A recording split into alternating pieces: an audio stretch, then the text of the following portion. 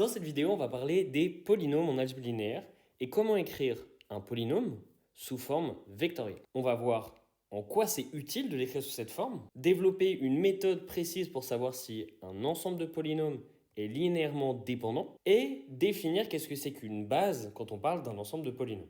Alors, si en examen, vous tombez sur quelque chose comme ça et qu'on vous demande de trouver sa forme vectorielle, ce que vous allez faire, c'est que vous allez écrire un vecteur avec autant de composantes qu'il y a de degrés. S'il y en a 1, 2, 3, 4, c'est un degré 3 mais on compte le degré 0, ça en fait 4 au total.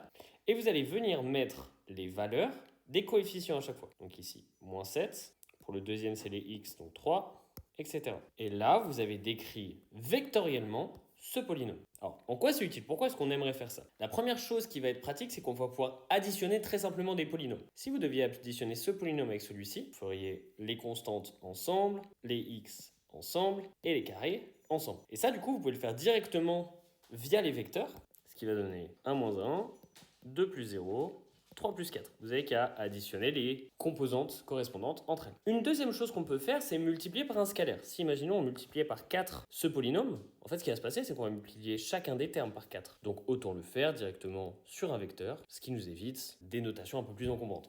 Ensuite, on va pouvoir étudier la dépendance linéaire.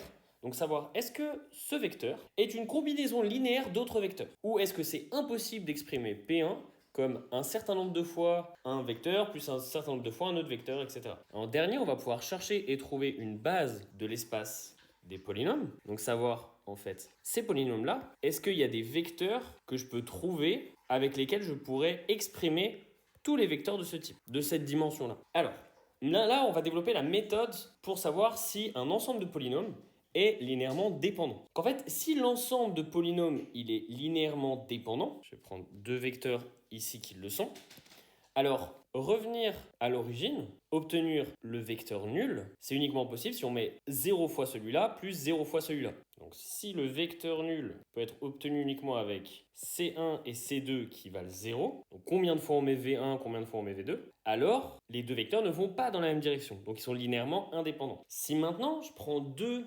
vecteurs qui sont linéairement indépendants, qui sont linéairement dépendants. Je peux revenir à l'origine en faisant par exemple une fois celui-là et moins 3 fois le deuxième. Donc je peux avoir le vecteur nul qui est obtenu avec un certain nombre de fois le premier plus un certain nombre de fois le deuxième. Ce qui montre que les coefficients ici ne sont pas nuls. Donc par conséquent, on a prouvé que les deux vecteurs sont linéairement dépendants. Ok, maintenant dans le calcul, comment est-ce qu'on fait concrètement? Vous prenez votre ensemble de polynômes. Vous l'écrivez de façon vectorielle. Ensuite, vous construisez la matrice associée. Et vous mettez ce système égal à 0. Ce qu'on est en train de faire, c'est qu'on pose sous forme matricielle cette équation. On résout l'équation. Donc on résout le système, on simplifie la matrice. On l'échelonne, on la réduit. Et en la réduisant, j'obtiens cette matrice. J'ai donc C1 qui vaut 0, C2 qui vaut 0. Ça veut dire que pour revenir à l'origine, je dois forcément avoir 0 fois le premier vecteur plus 0 fois le deuxième. Ils sont donc linéairement indépendants. Ces deux vecteurs sont linéairement indépendants. Je ne peux pas exprimer P1 en fonction de P2. La dernière chose qu'on va voir dans cette vidéo, c'est qu'est-ce que c'est qu'une base? Alors, une base, ça va être l'ensemble minimum de vecteurs qu'il faut pour définir un espace. Par exemple, pour définir l'espace de cet écran, vous avez besoin de deux points, de deux coordonnées. Une coordonnée sur X et une coordonnée sur Y. Vous avez donc besoin de deux vecteurs, par exemple un vecteur ici et un vecteur ici. Et avec ces deux vecteurs, vous pouvez arriver jusqu'à n'importe quel point de l'écran. Ça marche pareil avec les polynômes, c'est de savoir quel polynôme on a besoin pour en former un autre. Donc, l'exemple classique, c'est celui-là. Ici, on a trois polynômes. Le polynôme 1 qui vaut simplement 1, le polynôme 2 qui vaut x et le polynôme 3 qui vaut x carré. Ces trois polynômes sont linéairement indépendants. Vous pouvez le prouver avec la méthode qu'on a vue juste avant.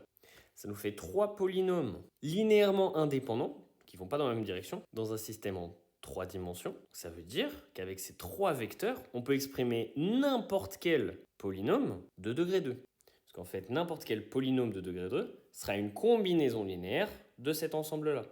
Par exemple, ce polynôme-là, qu'est-ce que c'est? C'est 2 fois ce polynôme ici, plus une fois ce polynôme-là, et 3 fois ce polynôme-ci. Donc, n'importe quel polynôme sera une combinaison linéaire des trois polynômes de cet ensemble. Donc, l'ensemble ici est une base pour P2. est une base pour tous les polynômes de degré 2.